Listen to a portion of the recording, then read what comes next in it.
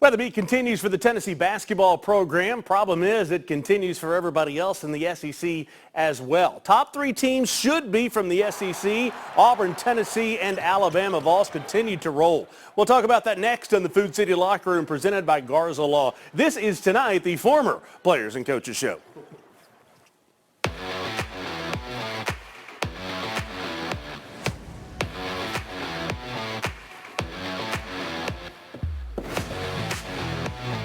Well, some excuse tonight from Zakai and the rest of the team that, they had a road game Saturday and they got a road game Tuesday and Sunday's Super Bowl Sunday, so they couldn't make it. We completely understand Mark Packer along with T. Jones Live, Tony Jones, and Jason Swain. It was a good week. It was a great week. 2 wins. They were against Oklahoma, Jason. It was a different energy. Why do you laugh when you say Oklahoma? Are they that bad? It was a different energy in Norman. Let me put it like that, in Norman, Oklahoma. It was a different energy. I mean, Tennessee came out rolling. I mean, they were enthusiastic. We always talk about defense travels. Defense did travel, holding them to 32% from the field, 26% from three, and then out-rebounding the opponent. But Zakai Ziegler, and the whole team just got downhill. They were stronger, more physical, more intimidating, and they won the game in the first half, Jason. They were up 20 in the first half, and the second half it was just tit for tat and just a moot point in my estimation. Yeah, it was a great week, not only because you won, but it's how you won. It's being able to do what you did to Missouri, a team that can score. You showed that you can win in a different way, which is to put the ball in the basket, to shoot the three at a high level. They did that at home versus Missouri. And then to go on the road and do that again in the first half. That was a big concern about Tennessee basketball, was not defensively. We know how great they play defensively, but can Tennessee make shots? And if they can't make shots, can they put the ball in the basket? Tennessee has proven in the last 2 games that they could do that, which now the conversation about this team being a Final Four team continues. Yeah, I think the point you're making is that you beat the teams you're supposed to beat. Would you get a chance to get even with one of those teams that you didn't do what you're supposed to do, and that was Vanderbilt? You lost to them earlier in the season on the road. You get them at home. That's what concerns me about postseason time is, do you have the makeup of a team that can have an off night from a player or two and still advance? Questionable. It's questionable. I just want to piggyback off of Jason's point about Missouri. We were down 42-32 at about the 17-minute mark. And then we went on a 14-2 run. And we had to score the ball. We had to shoot the ball well because Missouri scores the ball. Now, this is Oklahoma, but we're talking about Missouri. But still, keep going. Just bring it on that point. And we had to match Missouri's offensive prowess to win that basketball game, and we did. And we shot, I believe, somewhere around 60% from the field. We shot 40% Here's Missouri. From three. And for us to win that game, we had to come with that type of confidence, especially in the second half. We outscored them by 10 in the second half. Think about the game a couple days before Missouri where you shot 40-plus threes. Well, against Missouri, we shot 15 threes, made 10 of them, shot at a high percentage. So you proved that you can put the ball in the basket without relying on a three-point shot. We were told by the guys a couple days ago when Zakai was out and they beat Florida by 20, and we asked Zakai, hey, do you feel like this unlocked the offense? Did you feel like this is a chance for you guys to grow? And he said yes. Missouri was a game that proved that Zakai being out versus Florida helped this offense move forward. Yeah, we can go ahead and touch on that subject. We got a few subject lines tonight with no players, but one of those is when your key player is out, when your player is gone, and Zakai was out for that Florida game, and he's down there on the end of the bench and he's watching, and he's excited about that all of his guys are winning that game. But whether he's going to say it or not, wait a minute, when I was playing, we lost by 30 to these guys. When I didn't play, we won by 20. Maybe I should play harder. That's exactly right. That's just human nature from a competitor. He was sitting They got blew out in Gainesville, and then they come back and handle Florida with no problem. And Igor, you know, I guess he was sick. He had an illness. Both of those guys was out for that game, and both of them lead the team in scoring against Missouri. Both of them scored 21 points. ZZ goes 4 for 4 from 3, 7 of 7 from the free throw line, 8 assists. Igor 8 of 10 from the field and 10 rebounds. I guess they wanted to be back on that court and be a part of the winning ways, Jason. Since Igor's been back, man, he's been great. And the offenses look different. The ball's not sticking. The spacing is a whole lot better. The confidence when guys are getting the ball in key spots, they're letting it rip. They're not second-guessing what decision they're going to make. They're playing fast. And so this offense has looked different. Again, since Zakai has been out, Igor, I think, is a big key for this offense and this basketball team. Yeah, and that's one of the things you kind of wonder. There are some players it's kind of like they haven't shown up for a while. Chaz Lanier, second half against Missouri. You've been kind of wondering there for a while, where did he go? You know, he was this all-star, all-SEC, everything kind of disappeared a little bit. They get against Missouri second half. All of a sudden, that light switch is just flipped, and boom, here we go. He's back. 9 of 17 from the field. That's over 50%. But I just like to applaud Tennessee and their coaching staff because it's just been a different philosophy. Points in the paint. 36 points in the paint against Oklahoma. 34 points in the paint against Missouri. And like we talked about last week, Jason, points in the paint may be downhill drives to spoon feed to drop off offensive rebounds. They are scoring the ball in the paint, and consequently, that field goal percentage has risen. I think Zakai has had to adjust. He came into this season shooting the ball at a high clip. Conference play comes around. He's played more physically. He had to learn how to really cut, move without the ball to get open. And Rick Barnes set him a couple times because he wasn't cutting hard enough, wasn't trying to get open hard enough. I think he's learned from that. I think in the last 2 games he's really adjusted, and he's done a better job of that. As I started the show, it looks like, unless Duke messes up the top 3, 1 and 2 both lost this weekend. Number 3, Alabama. Number 4, Tennessee. Both took care of business. So it appears anyway that the top 3 will be Alabama, Tennessee, then Auburn, and then Duke. I want to talk about that when we come back. The SEC tournament, just beyond that, there are a whole lot of teams that are really good. So how do you approach the SEC tournament? We'll talk about that with the coach when we come back on the Food City Locker Room presented by Garza Law. Attention shoppers, don't forget to ask our certified butchers for great recipe tips. This is an authentic butcher shop, where meat is hand-cut in-store, beef is ground fresh daily, and expert advice from a certified butcher is always free of charge. Free advice? That's what I call value. The quality I crave, the value I count on. Nobody does food like Food City. At Glass Doctor, our trained specialists are experts at fixing foggy and cracked glass. Looks great. You're all set. What we can't fix is your view. Call the Glass Doctor, we'll fix your pains. Oh, yeah. I was coming home and a lady hit me head on. It totaled my car. It fractured my right heel and it bruised me up really badly. The Garza Law firm, they were very compassionate, but yet they were very detailed. They didn't let me down. They never stopped fighting. It helped me regain confidence in law firms. I would definitely recommend the Garza Law firm. The Garza Law Firm. Let us help.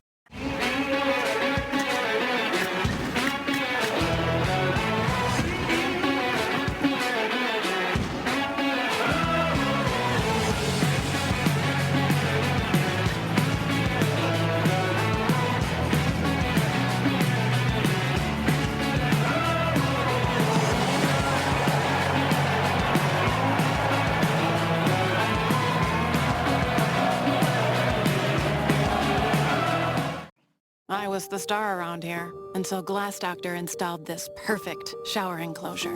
Now they look at me like, well, there you go. Call the Glass Doctor, we'll fix your pains. Oh, yeah. The Locker Room is brought to you by Food City, NPG Brain and Concussion, Knoxville Smiles, Glass Doctor, and Garza Law. So the coach corrected me during the break. He says Vols will not be, he doesn't think number 2.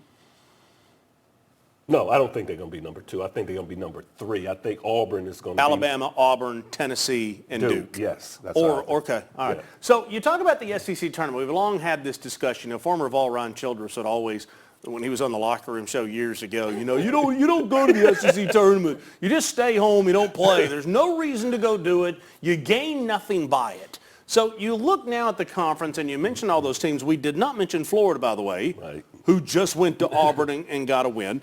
Texas A&M is sitting there at 7-3. Ole Miss is 7-4. Missouri, who knows who they are right now. Mississippi State's sitting right there. Kentucky is in 9th place in the conference right now. So you look at the SEC tournament, and does it matter? I think it matters. It matters to the players. I don't care what anyone say. The players want to win a championship. And if it's a tournament championship, that's something that they aspire to do. That's a goal of theirs. Listen to this, guys. Tennessee Here we go. This week was number 4 in the country. And they're 5th in the SEC. Yeah. 5th in the SEC. Unbelievable conference. It's a juggernaut. And I'm so excited to see how this thing going to play out. I'm not a gambling man, but I was looking at the odds to win the SEC, regular season title. And here Tennessee is at number 4 in the country, and yet they had the 6th best odds in their own conference at plus 6,000. And you're like, does this even make any sense? So to the point of the SEC tournament, my point is, and it's always been, if you go there and you just wear yourself out over the course of 3 or 4 days, and you get to Sunday and you win the SEC tournament, then you got to go play in the NCAA tournament. Is it a disadvantage that you've just emptied the bucket? It can be. I mean, I think when you ask the question, does it matter or does it not matter? I think it's a little bit of both. Should you play it? Should you not play it? Because you can always gain something from playing the competition that is going to be in the SEC tournament. It can create some momentum that leads you to the NCAA tournament, and you can go on a run. How many times have we seen in the last 20, 25 years a team just got hot, start getting hot in the conference tournament, and then they go on to win a championship? I think about Kemba Walker, right. His team there with UConn. I think about Syracuse doing it years ago as well. So, yeah, like if you're looking to improve your seeding, the SEC tournament, probably not going to be the case.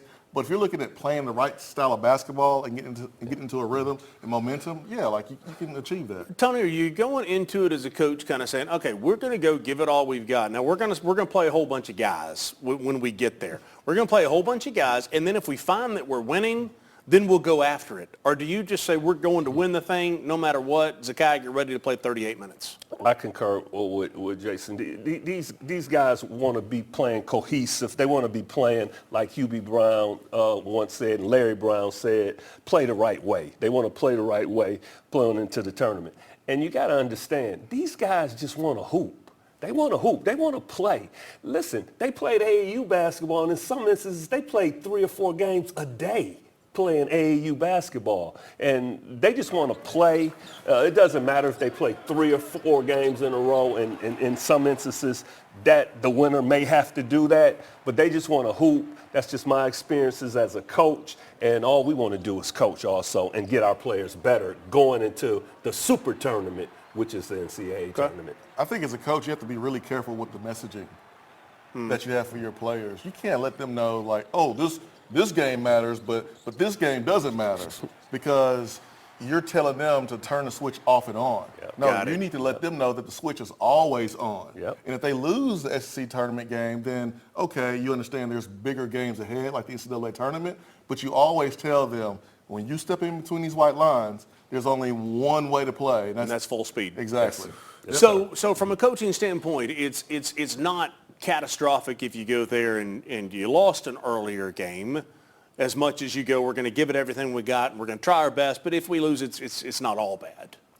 Well, it's not all bad. I mean, it's going. I'm not getting the vibe that you're buying anything that I'm throwing out right now. Think about last year. I'm getting the vibe that y'all think this is a dumb line of questioning. No, think about last year, how terrible we played against Mississippi State in the SEC tournament. Yeah. We didn't play that same way in the tournament. We lost because we didn't make shots against Purdue, and we had no answer for Zach Edey, and no one had an answer for Zach Edey. So, like you want to win it, but if you don't, it's not the worst thing ever. That's what I just said. Yeah, as a competitor, you're going to internalize it. When you lose, like we lost against Mississippi State, you're going to internalize it, but you can get over it just like, I believe what you said. It's bigger fish to fry in the big tournament. I didn't say that, but I like it. But keep going. It's going to be bigger fish to fry in the big tournament. But you're going to internalize a loss if you lose early. But these kids want to win. They want to win a championship. They want to have a ring. They want to have bragging rights to tell their grandkids, hey, like 50 years ago, I won the SEC I don't know what's happening championship. right now, but I will say this. There are some times in the SEC tournament where over the years Tennessee has gone, as other teams have as well, but has gone and laid an egg. And then all of a sudden the feeling is going to the NCAA tournament, well, we better expect to lose early because did you see the way we just played the other day in Atlanta or Nashville or wherever it was? 6 in one buggy, half a dozen in the other. I mean, you can rally the troops. That phrase too. You can rally the troops and say, hey, we're not going to be denied. We're going to win this. Or you can just feel sorry for yourself. You could play poorly in that first round NCAA tournament game, and you could be ousted, and the season could be over with. Okay, so speaking of buggies, we're going to pull the buggy over and take a break here, but we're going to come back, and when we come back, who is the key player for Tennessee? This is an interesting conversation we kind of had before the show in the parking lot. Who's the key player for Tennessee to make one of those runs, whether it's in the SEC tournament or the NCAA tournament? That's next on The Locker Room. The Locker Room is brought to you by Food City, Exterior Home Solutions, D1 Training, Lakewood Capital Group, Ted Russell Ford, and Garza Law. Attention shoppers, don't forget to ask our certified butchers for great recipe tips. This is an authentic butcher shop where meat is hand-cut in-store, beef is ground fresh daily, and expert advice from a certified butcher is always free of charge. Free advice? That's what I call value. The quality I crave, the value I count on. Nobody does food like Food City. I see Marco's role in the community as somebody that people can look up to. Marcos Garza is very thoughtful. He pays attention to the needs of the people in the community. He's somebody that's very unselfish, somebody that's going to always be there. Marcos Garza will work as hard as he can to get the best results for you. In the future, no matter where I'm playing, no matter what the team I'm playing for, I'll always be on Garza's team. The Garza Law Firm is Mama Zizi approved. The Garza Law Firm. Let us help. Come on, we got a roof to replace. Let's go, baby. Let's go. Hey, Sterl, you ready to go to the top? Man, I can't believe you guys been doing this for 25 years. Oh, baby. Now, this is what I call a rooftop party. We have 25 years experience in roofing and exterior renovations, and we're backed by the best. Are you ready to get your rooftop party started? Give us a call, 865-524-5888. Knoxville Smiles depend on us to make you smile better. Knoxville Smiles, are you happy with your smile today? Knoxville Smiles, we're all about smiles. Hey Lance, what makes you smile? Pancake blocks. When a family needs a fence, it's more than a piece of wood or metal. It's a place where your pets are kept safe. It's a place where memories are made. It's what helps make your house a home. At Knox Fence, we have decades of experience in residential and commercial fencing. Whether you're looking for safety, security, or privacy, we would love to help your family make your house a home. Call Knox Fence today at 865-414-8713 or visit us online at knoxfence.com. Hi, I'm Dr. Jody Griffin. I'm a dentist here in Knoxville, Tennessee. In 22, I had a wakeboard tower hit me on the head and give me a concussion. In my office, I show x-rays to my patients so they can see their teeth. I needed somebody to do the same thing for my brain, so I went to MPG. They did an EEG of my brain, and they were able to show me the activity of my brain and give me a diagnosis and a treatment plan. So I choose MPG because brains is what they do, and that's all they do. Time now for the Food City Player's Perspective. A look inside the locker room with the Vols. And the locker room is closed on this Super Bowl Sunday, so we'll just act like Zakai's here. Mark Packer, Tony Jones, Jason Swain, we talked about it. Who's the key player for Tennessee as you get to the rest of the season? Still got a number of games left. We're talking SEC tournament and NCAA. There's still a whole another month left. But a long-run key player for this team, Jason Swain, I'll let you start. And we know how important Zakai is. Yep. So, we know defensively he's important, offensively, him facilitating. But I look at Igor and how this team has looked different over the last 2 games. And it's Igor's ability to shoot the ball from the outside, and it's his ability to drive the basketball. Him finishing at the basket, and then when he's rebounding like he did against Missouri, had a double-double, 21 and 10. Tennessee is really, really hard to beat. His ability to drive as a spread 4 really helps this team create more driving opportunities for other guys like a Gainey, like a Zakai, like a Meshack. Tone Low. I'm going to agree slightly with Jason. I think Igor. You better stop agreeing. This is the 4th time you've agreed with Jason. He'll go to his head. You can disagree. Is really a salient point. But I'm going to defer a little bit and say Felix Okpara. I mean, because his defensive prowess. Tennessee leads the nation in defense. They are holding opponents to 59 points per game. Felix has been just a guy that's an intimidator. If he's not blocking shots, he's doing things to persuade guys from not making shots, and then he's starting to score in the paint. When we talked about those points in the paint, he's getting that little jump hook. He's getting offensive rebounds and scoring, and obviously we see what he's doing with the alley-oops from ZZ. I'm going to go a different direction. I'm going to go with a guy that it's been said by the coach, go out there and do what you're getting paid for. And that's Chaz Lanier. I mean, if you look around this team, if there's a game that Tennessee loses and they go out early, I have a funny feeling, unfortunately, sorry, it is what it is. I used to feel bad about it because we were talking about college athletes. Now we're talking about pros. You're getting paid for it, and you're getting paid to put the ball in the basket. And we know what Gainey gives you. We know what Zakai gives you. We know what the guys up front give you. I agree with Jason's point about Igor. If Igor's playing well, that is gravy. But if you look at Chaz Lanier, he is the straw that stirs the drink. If he's hitting his shots, if he's on, it's like that team in football that can run the football. If you can run the football, the linebackers have to play honest. If the linebackers play honest, all of a sudden that slant pattern for the wide receivers is a little more open. That tight end is a little more open across the middle. If Chaz Lanier's hitting his shots, everybody else is a little bit more free.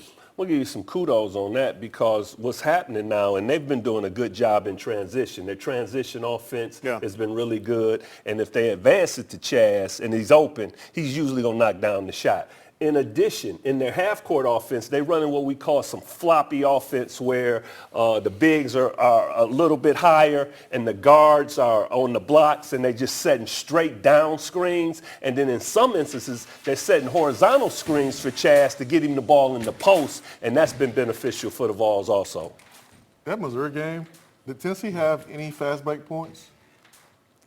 You call a fast break, giving it to Chaz, and he pulls up from 30 and stops the break? Hey, I'm him just shooting asking. threes, you always have a chance to win. But the fact that Tennessee has been able to do what they're doing offensively without the big-time transition points is even more impressive to me.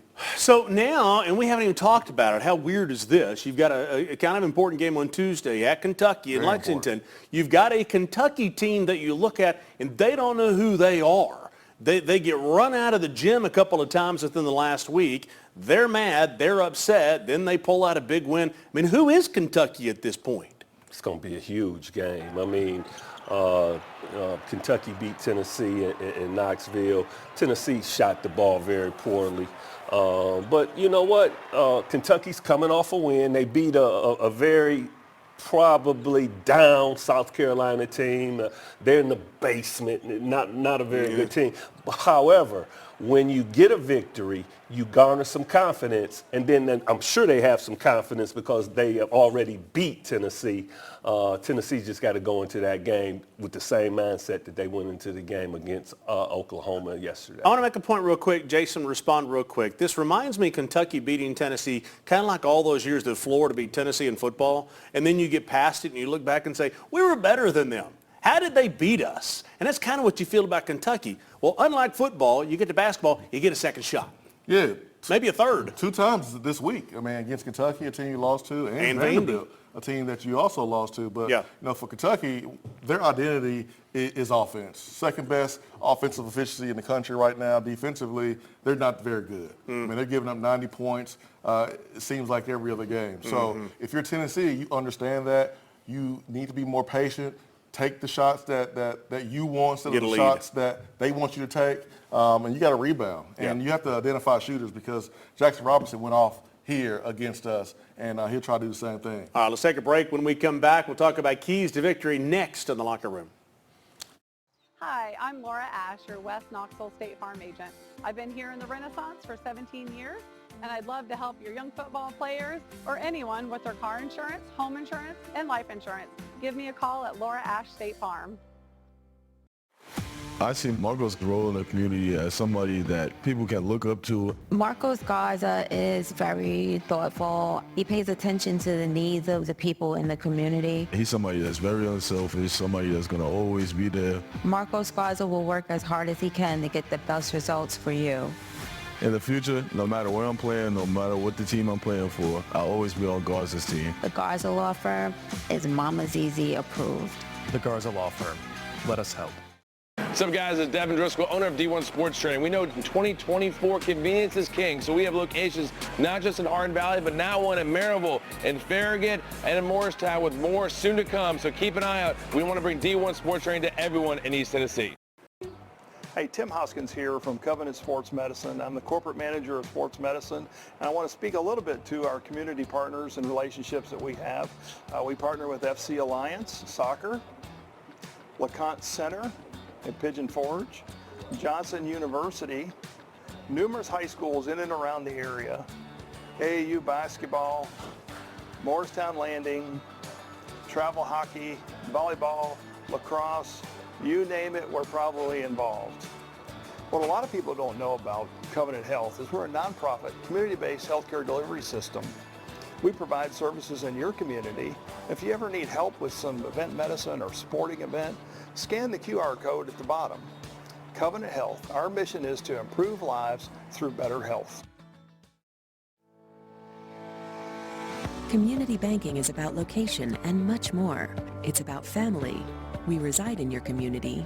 We are a part of your community. At Commercial Bank, our commitment extends beyond the walls of our branches. It's displayed each day in the opportunities we provide, the money we give back, and the time we commit, all to help improve the lives of the people, families, and businesses that make our communities great. Commercial Bank, life made better. Keys to Victory is brought to you by Garza Law. All right, T. Jones Live. We got about 45 seconds. What are your keys to the win against Kentucky? Continue. The word continue is out there. Continue to house shooting. Our half-court defense, I've already said that we're the best team in the country defensively, and continue to out-rebound our opponents, Jason. That's the most succinct you've ever been. Jason. Very, very important defensively that we defend the three. Kentucky beat us last game. Got up by a lot of points because we didn't do a good job of identifying shooters and defending the three. Must do that versus Kentucky. Also limit those second chance points. When they do miss it, don't give them another opportunity to shoot the three or put up points. So defense rebound, very important. And then get your shot. Get the shot that you want. Kentucky's defense not that good. That means they don't want to defend for the length of the possession. So move the ball. Don't let the ball stick. Get the shot that you want. Number one, get the lead. Number two, get the lead. Keep the lead. And to steal a line from Jason, number three is Igor. We'll see you next week. It's Kentucky and Vanderbilt this week for the Vols. Thanks for making us a part of your night. We'll see you next week.